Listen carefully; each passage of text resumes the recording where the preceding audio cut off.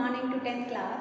बेटे हम अपना जो right of nationalism in Europe का चैप्टर कर रहे थे, उसी में ही हम लोग नेक्स्ट टॉपिक करेंगे न्यू कंजर्वेटिज्म आफ्टर 1850। इस बात को समझने के लिए बेटे पहले मैं आपको इन सबसे कनेक्ट कर रही हूँ। देखो बेटे, कंजर्वेटिज्म क्या था?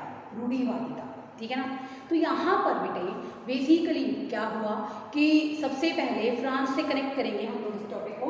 फ्रांस के अंदर कौन सी गवर्नमेंट थी? मोनार्की गवर्नमेंट थी। उसके बाद रिपब्लिकन गवर्नमेंट आई, उसके बाद जैकोबिन क्लब आया, और जैकोबिन क्लब के बाद डिक्टेटरशिप, और उसके बाद नेपोलियन। ठीक है बेटे, तो जो नेपोलियन था बेटे उसने बहुत सारे एडमिनिस्ट्रेटिव चेंजेस किए थे। ठीक है, जैसे अगर हम बात करें बेटे तो जो नेपोलियन ने चेंजेस किए थे, अब नेपोलियन 1815 के अंदर यूरोपियन पावर से हार गया। ठीक है, तो अब यूरोपियन पावर कौन कौन सी थी बेटे?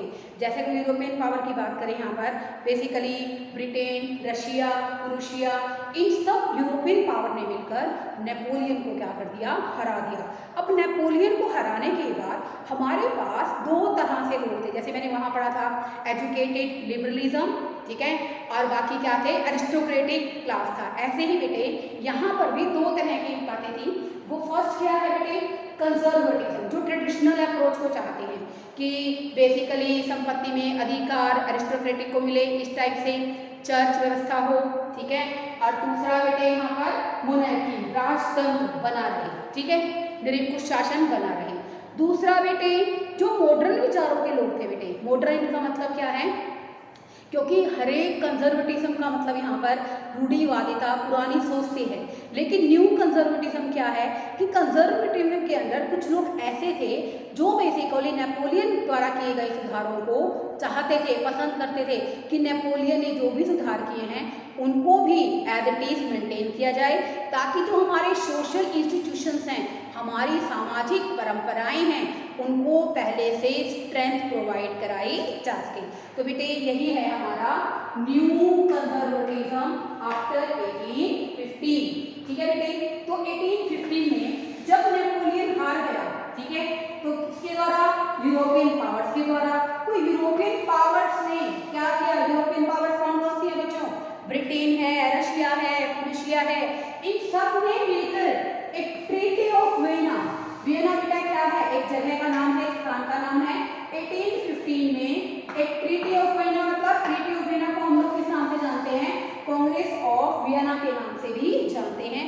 बेटे यहाँ पर यूरोपियन शक्तियों ने इकट्ठे होकर, ठीक है ना, after the defeated of Napoleon, इकट्ठे होकर एक वियना की संधि की, और ये वियना की संधि को हम लोग कांग्रेस संधि के नाम से भी जानते हैं। तो उसके अंदर क्या क्या चीजें थी? इसका मेन क्वेश्चन यही बनता है बच्चों कि what was the characteristics of Vienna in 1815, sorry 19 नहीं आएगा बच्चों, 1815 आएगा। 1815 के अंदर जो वियना संधि की गई उसकी क्या क्या विशेषताएं थी? ठीक है, तो बेटे उसकी क्या क्या विशेषताएं थी ये पढ़ेंगे हम लोग। पहले मैं यहाँ तक आपको चैप्टर में से रीड कराती हूँ। देखो बेटे, इन 1815 द न्यू कंजर्वेटिज्म, इसका मीनिंग क्या है बच्चों? यहाँ पर following the defeat of Napoleon in 1815 Napoleon government were driven by the spirit of conservatism. जो नेपोलियन गवर्नमेंट और यूरोपियन गवर्नमेंट थी बेटे, वो क्या चाहती थी? रूढ़िवादिता की स्थापना करना चाहती थी, रूढ़िवादिता की भावना से प्रेरित थी। Conservatism believe that traditional institutions of state and society like the monarchy, the church, social hierarchies, social hierarchies क्या होता है बेटे? समाज में ऊंच नीच, ठीक है, property and the family should be preserve.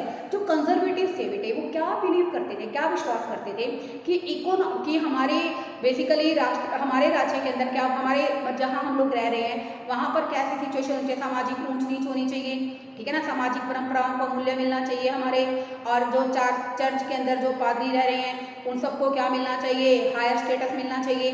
उसके साथ साथ बेटे वो बिलीव करते थे कि प्रॉपर्टी और फैमिली, उनकी जो परिवार है, उनकी जो संपत्ति है, उनको बनाए रखा जाए। लेकिन फिर भी बेटे रूढ़िवादी जो कंजर्वेटिज्म पीपल थे उनमें कुछ लोग ऐसे भी थे बेटे जो नेपोलियन ने जितने भी इम्प्रूवमेंट्स किए थे उसको फेवर करते थे। अब देखो इसमें however most conservatives however did not propose a return to society of pre-revolutionary days, rather they realized from the changes initiated by the Napoleon that modernization could in fact strengthen traditional institutions like the monarchy। इसका मतलब बच्चों यहाँ पर क्या है, basically Napoleon ने जितने भी सुधार किए थे, जितने भी अधिकतर कंजर्वेटिज्म रूढ़िवादी लोग थे, वो क्या चाहते थे कि नेपोलियन ने जितने भी सुधार किए हैं उन सभी सुधारों को कायम रखा जाए, ताकि हमारे जो सोशल इंस्टीट्यूशंस हैं, जो मॉडर्न प्रिंसिपल्स हैं, मॉडर्नाइजेशन हैं, जो वो लेकर आया है, नेपोलियन लेकर आया है, उनको भी फॉलो करें, ताकि ट्रेडिशनल इंस्टीट्यूशंस को स्ट्रेंथ मिल सके। वो पुरानी व्यवस्था को नहीं चाहते थे, ठीक है।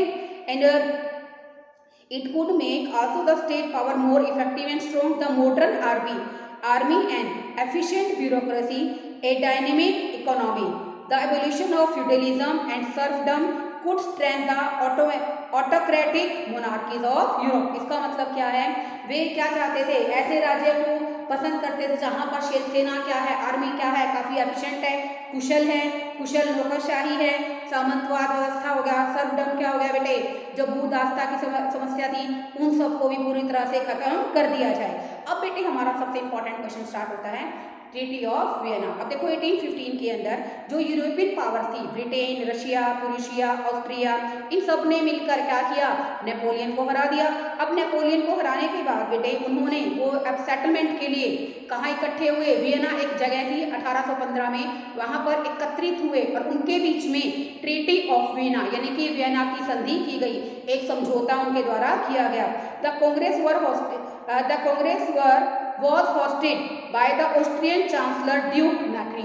इसका मतलब क्या था बेटे, जो ट्रीटी ऑफ वियना हुई इसको किसने होस्ट किया, किसकी बेसिकली अगर हम बात करें किसकी देखरेख में, या फिर हम कह सकते हैं बेटे कि बेसिकली जब ट्रीटी ऑफ वियना को इस्टेब्लिश किया गया तो बेसिकली इसके सम्मेलन में होस्ट इसको किसने किया, होस्टेड बाय ऑस्ट्रियन चांसलर, यानी कि ऑस्ट्रियन चांसलर, ऑस्ट्रिया के राजकुमार, ड्यूक क्या होता है बेटे, राजकुमार, जिनका नाम क्या था बेटे, ड्यूक मैटरिक। ऑस्ट्रिया के जो राजकुमार थे बेटे, उन्होंने इस संधि की बेसिकली मेजबानी की, यानी कि उनकी देखरेख में इस ट्रीटी ऑफ वियना को बनाया गया, प्रिपेयर किया गया। आगे देखो बेटे, and the delegates drew up the Treaty of Vienna of 1815 with the objective of undoing most of the changes that had come about in Europe during the Napoleonic Wars। इसका मतलब क्या है, इसके अंदर बेटे वो सब क्या चाहते थे कि जो चेंजेस नेपोलियन के कारण हुए हैं उन सब चेंजेस को हम लोग क्या कर दें, बहाल कर दें, कि नेपोलियन ने जो भी चेंजेस किए हैं उन सब चेंजेस को हम लोग क्या कर दें, खत्म कर दें, ठीक है। And Europe during the Napoleonic Wars, the Bourbon dynasty which had been deposed during the French Revolution। French revolution के कारण बेटे जब फ्रांसीसी क्रांति हुई तब क्या किया गया था, बार्बन डायनेस्टी यानी कि बुर्बो वंश को खत्म कर दिया गया था।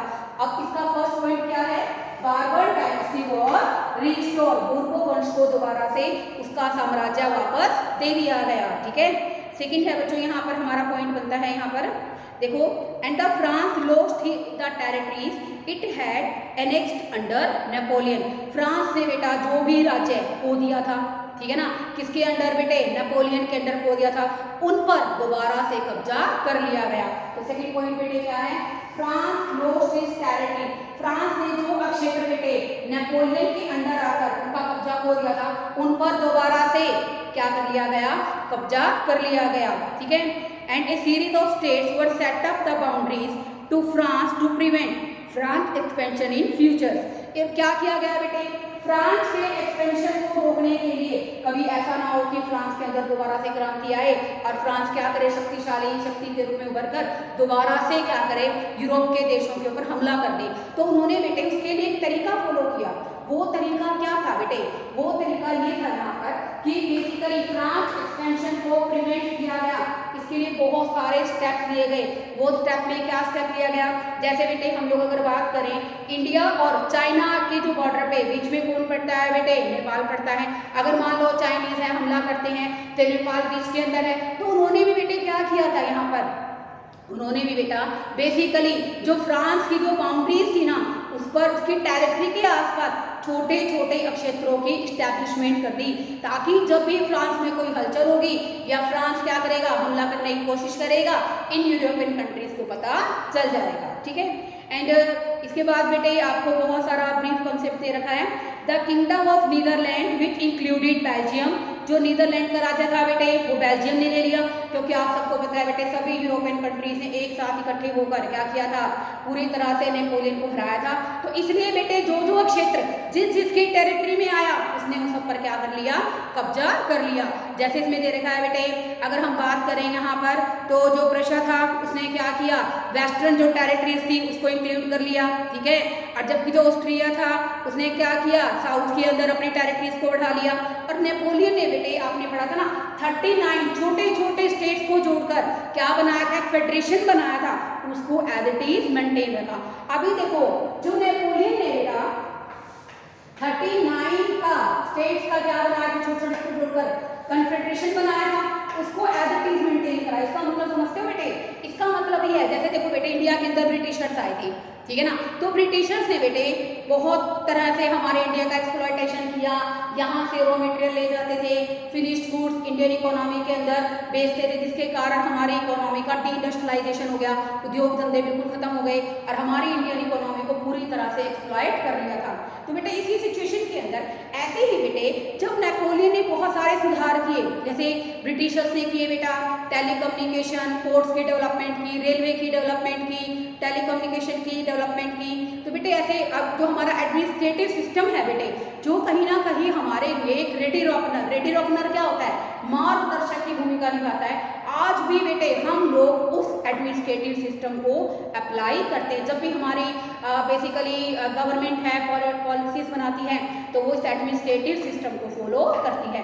तो बेटे इसके अंदर अगर हम बात करें, ऐसे बेटे नेपोलियन ने जो सुधार किए तो लोग क्या चाहते थे कि नेपोलियन के सुधारों को एज इट इज बनाए रखा जाए। तो इसलिए बेटे नेपोलियन ने 39 स्टेट्स को इकट्ठा किया था और एक कन्फेडरेशन, एक महासंघ की स्थापना की थी, उसमें कोई चेंजेस नहीं किया गया।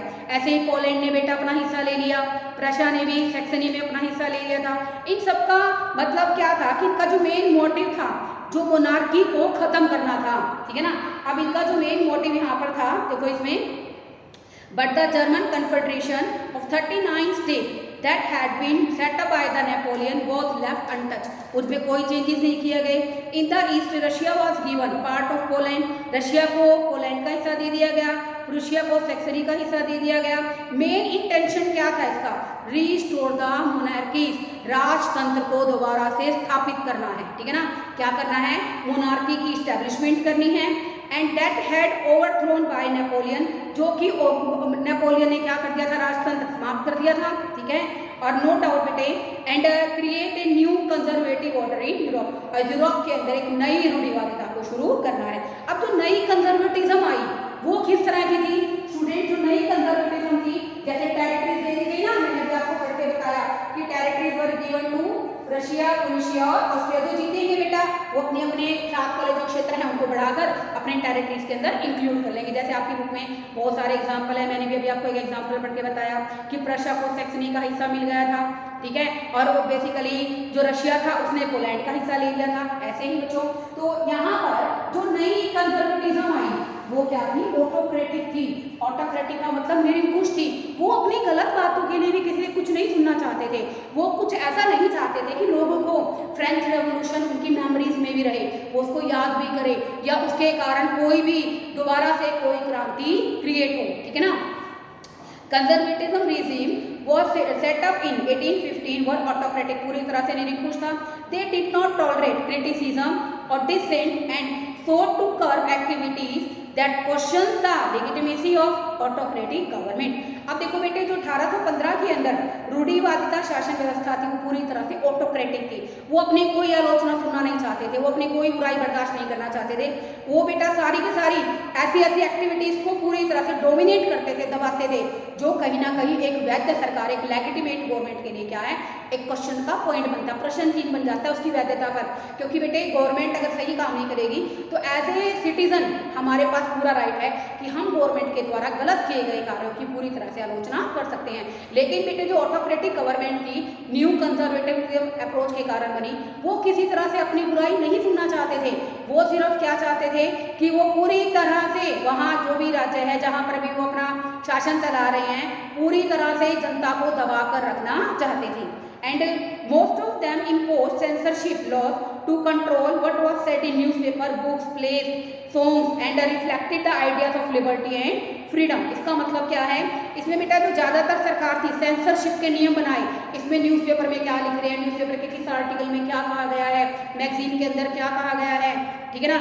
और बेसिकली फ्रांसीसी क्रांतिकारी से जुड़े, किताबों से जुड़े, नाटक से जुड़े उन सब बातों पर नियंत्रण करते थे कि कहीं ऐसा ना हो जो फ्रेंच रेवोल्यूशन की जो यादें हैं, जो मेमोरीज हैं, वो लोगों को किसी भी तरह से क्रांति के लिए प्रेरित ना कर दें। तो देखो इसमें देखा ना, सेंसरशिप लॉज को इस्टेब्लिश किया गया, बुकों में क्या लिख रहे हैं, न्यूज़पेपर में क्या प्रिंट आउट कर रहे हैं। लेकिन एट प्रेजेंट तो बच्चों क्या है कि हम लोग अपने विचारों को व्यक्त करने के लिए, अपनी बातों को, अपने व्यूज को एक्सप्रेस करने के लिए पूरी तरह से फ्री हैं। हम बुक में भी आर्टिकल लिख सकते, बुक के थ्रू भी अपना आर्टिकल बुक पब्लिश करा सकते हैं, अपना आर्टिकल लिख सकते हैं न्यूज़पेपर में, मैगजीन्स में।